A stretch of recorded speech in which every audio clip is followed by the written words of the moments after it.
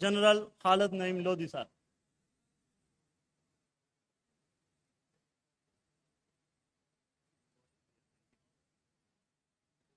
बिस्मिल्लाहिर्रहमानिर्रहीम।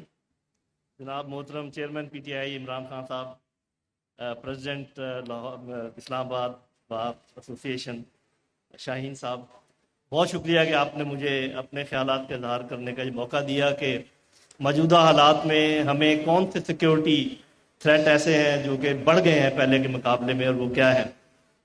साफ ज़ाहिर है कि इमरान जैसा जोशीला मुकर्रर तो मैं नहीं हूँ, लेकिन ये अच्छा इम्तजाज है कि एक नौजवान जोशीला अपनी बात करे, उसके बाद आप एक बूढ़े और तजर्बाकार आदमी की बातें भी सुन लें।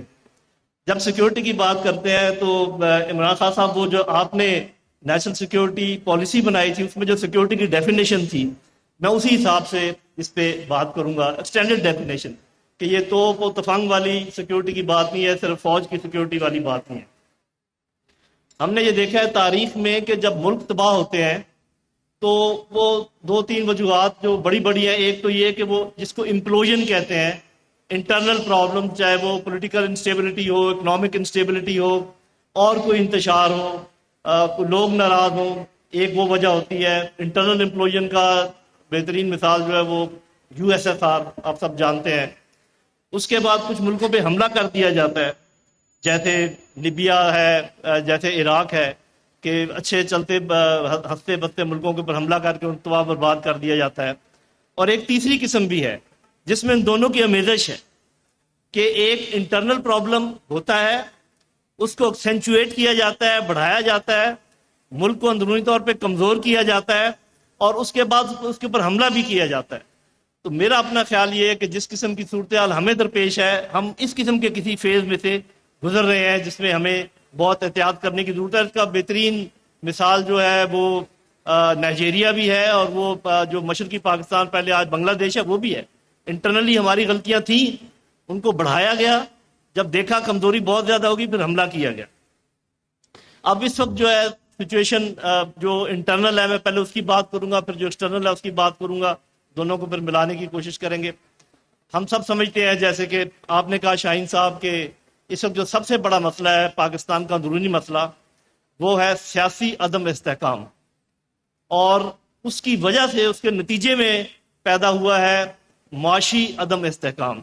अभी कुछ लोगों का ये ख्याल है कि जी पहले हम किसी तरीके से इधर उधर से काम बनाकर अपना इकॉनमी को ठीक कर ले, बाद में ये सियासी इस्तेहकाम भी आ जाए। ऐसा नहीं होगा, ये रिवर्स सोच है।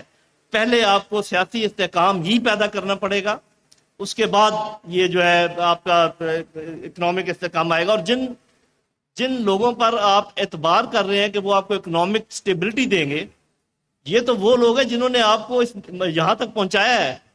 ये IMF, ये FATF, ये वर्ल्ड बैंक, ये इकोनॉमिक हिटमैन, आपका क्या ख्याल है कि ये आपकी मदद इसलिए कर रहे हैं, देख लिया जैसे वो मदद कर रहे हैं। मैं हमेशा कहा करता हूँ, अरे भाई लेटे हुए को कौन उठने देता है? आपके ऊपर उन्होंने हाथ रखा हुआ है, जरा उठेंगे फिर थपकी मारेंगे, आपको उधर ही लिटा देंगे जहां पर के आप इस वक्त मौजूद है। कोई उनका इरादा नहीं है आपको इससे निकालने का, कोई जितनी जल्दी समझ जाए या देर से समझ जाए।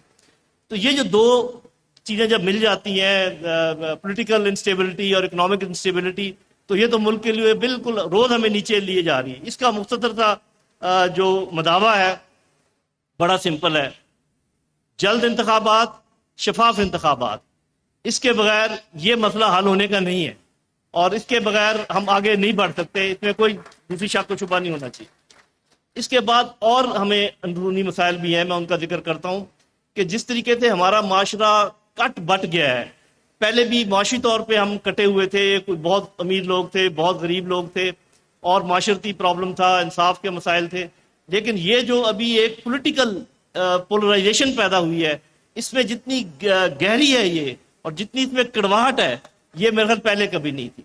और अगर इसके लिए कोई काम ना किया गया तो ऐन मुमकिन है कि कोई सिविल स्ट्राइफ या आमना सामना इस किस्म का बहुत बड़ा कोई मसला पाकिस्तान के लिए पैदा हो जाए। इसी से मिली हुई चीज़ है जो आपने भी जिक्र किया, इदारों की बेतौकीरी। कि देखिए ये तो काफ़ी अरसे से पुलिस और लोअर जुडिशरी और हमारी ब्यूरोक्रेसी के मतलब तो पहले भी लोगों को इतना एतबार नहीं था, लेकिन जो बड़े बड़े इदारे हैं जैसे election commission, NAB, superior judiciary, arm forces of Pakistan, इनके मतलब इस किस्म की कड़वाहट और इस किस्म की दूरी पहले कभी नहीं थी। और ये बहुत ही खतरनाक चीज़ है। मैं एक फौजी की हैसियत से आपको बता सकता हूँ कि आपकी फौज जितनी भी मजबूत हो, अगर उसके पीछे अवाम ना खड़े हो, वो आपको कोई जंग जीत के नहीं दे सकते, वो आपका दिफा नहीं कर सकते। तो ये तो हमें सोचना है सबसे पहले कि कैसे इस खरीज को ख़त्म किया जाए, और ये साफ ज़ाहिर है कि अदारों को भी सोचना है, पॉलिटिकल लीडरशिप को भी सोचना है, नौजवानों को भी सोचना है कि ये काम जो है ये बहुत खतरनाक है। हमें अगर कोई कड़वाहट है भी दिल में, मैं समझूंगा कि इसको थोड़ी देर बर्दाश्त कर लेना चाहिए। इसका इस तरीके से इजहार नहीं करना चाहिए कि उसमें दुश्मन उसको मल्टीप्लाई कर रहा है। आप एक बात करते हैं, उसको 100 दफा बोट्स में डालकर वो पूरे उसमें ले आता है। इसका क्या इलाज है? ये जो इदारों की बेतौकीरी और ये जो कड़वाहट है माशरे की, मेरा ख्याल है इस वक्त एक इसका इलाज है, और वो है जुडिशल कमीशन। क्योंकि ये एक दूसरे पर अदम एतमाद होने की वजह से ये सारा कुछ पैदा हुआ है। और जुडिशल कमीशन का तो कोई प्रॉब्लम होना नहीं चाहिए। पीटीआई की डिमांड थी, DGISPR ने कहा कि हम मावनत करेंगे, हमें कोई इतराज नहीं है, गवर्नमेंट भी मान रही थी। तो इसमें क्या क्या मसला है? इसको जल्द अज जल्द कर लेना चाहिए। जो भी मेरा ख्याल है कि अगर, तो चूंकि हुकूमत का मुझे पता है कि ये प्रीरोगेटिव है, अगर वो ना करें तो मेरा ख्याल है कि पीटीआई जा सकती है चीफ जस्टिस साहब के पास, सुप्रीम कोर्ट में। लेकिन इसमें बात होती है कि जी वो तो पहले कह चुके कि जी हमने देखा है, नेशनल सिक्योरिटी कमेटी ने कहा है कि उसमें कोई ऐसी बात नजर नहीं आई। उन्होंने एक मरासला देखा है, और उस मरासले में भी मुझे नहीं मालूम, इमरान खान साहब बैठे हुए और जिन्होंने देखा है, अगर उसमें यह बात लिखी हुई है जो कि मुझे नहीं मालूम, और मैं नहीं कहता कि लिखी हुई है या नहीं लिखी हुई, कि अगर तो ये तहरीक अदम एतमाद कामयाब हो गई तो फिर तो आपकी जान छूट जाएगी, या इस किस्म के अल्फाज हैं कि आपका पीछा छोड़ दिया जाएगा या आप हालात अच्छे हो जाएंगे। लेकिन अगर ये नाकाम हुई तो पाकिस्तान बहुत मुसीबत से गुजरेगा। तो मुझे तो ऐसे लगता है कि वो कामयाब भी होगी और फिर भी पाकिस्तान को मजीद मुसीबत में डाल दिया गया। उसमें क्या पता क्या लगाना है, सिर्फ 3-4 चीजें पता लगानी है, क्योंकि वो सिर्फ एक कागज का टुकड़ा तो नहीं बताता कि जी क्या हुआ और क्या नहीं हुआ। और मैं नहीं कह रहा यहाँ खड़ा होके कि मुझे मालूम है कि ये हुआ या वो हुआ। मैं सिर्फ ये कह रहा हूँ कि जुडिशल कमीशन जब अपनी तहकीकात करेगा तो ये कड़वाहट जो है, जब चीजें सामने आ जाएंगी तो कम होने का इम्कान है। क्या पता लगाना है? नंबर 1, क्या कोई ऐसी दुनिया की सुपर पावर है जो कि रजीम चेंज करती है? ये पहला सवाल है, इसका वो पता लगा लें, सामने होगा या नहीं होगा। दूसरी बात, क्या पाकिस्तान इतना अहम मुल्क है कि उस पावर का यहाँ पर इतना इंटरेस्ट है कि वो यहाँ पर कोई इस किस्म का काम करने की कोशिश करेगी? इसका पता लगा लें।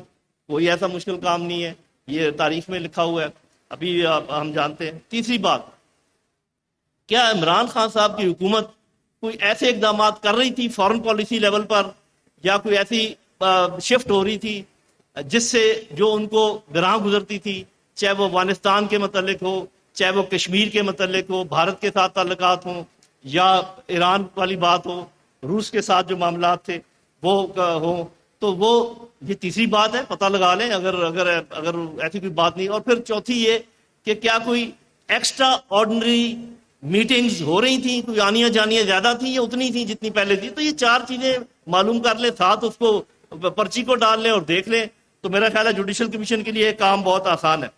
तो चूंकि वक्त कम है, मैं सिर्फ इतना कहूंगा कि एक और खतरा जो है, पाकिस्तान ने बड़ी कोशिश की कि बैलेंस आउट करे 2 सुपर पावर्स के दरमियान, और चीन ने कभी इतराज नहीं किया था कि आप अमेरिका के साथ ताल्लुकात रखें या ना रखें। लेकिन मुझे अब ऐसा महसूस होता है कि अमेरिका ने आप पर दबाव डाल दिया है कि आप हमें बताएं कि आप हमारे साथ हैं या नहीं है, और अब वो आपको चॉइस नहीं दे रहे। अगर वो आपको चॉइस नहीं देंगे तो उसके क्या खतरात होंगे? अफगान हुकूमत के साथ आपके ताल्लुकात खराब होंगे, तहरीक तालिबान पाकिस्तान के साथ आपकी बातचीत नाकाम होगी, आप हिंदुस्तान के साथ तजारत शुरू कर देंगे, आप उनके साथ बातचीत शुरू कर देंगे, और वो जो जुल्म सितम है मकबूजा कश्मीर में ऐसे ही जारी रहेंगे, रेप्स होते रहेंगे, कत्ल होते रहेंगे, शहादतें होती रहेंगी। उसके अलावा ईरान के आपको करीब नहीं जाने देंगे। आप मर रहे हैं, आपको एक एक बूंद पेट्रोल के लिए तरस रहे हैं, और ईरान के पास फालतू पड़ा हुआ है, रूस आपको देने को तैयार है। आप ये कुछ नहीं कर पाएंगे, आप आहिस्ता आहिस्ता अपनी सांसें आपकी कम होती चली जाएंगी। तो ऐसे में किस बात की जरूरत है?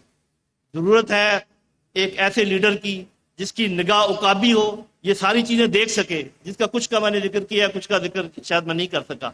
दूसरी बात اس کا جگر اور اس کا دل چیتے کا دل ہو، تاکہ وہ کوئی خوف اس کے دل میں نہ ہو سوائے خدا کے خوف کے. مجھے نہیں پتا وہ لیڈر کون ہے، آپ جاننے والا آپ کے کام.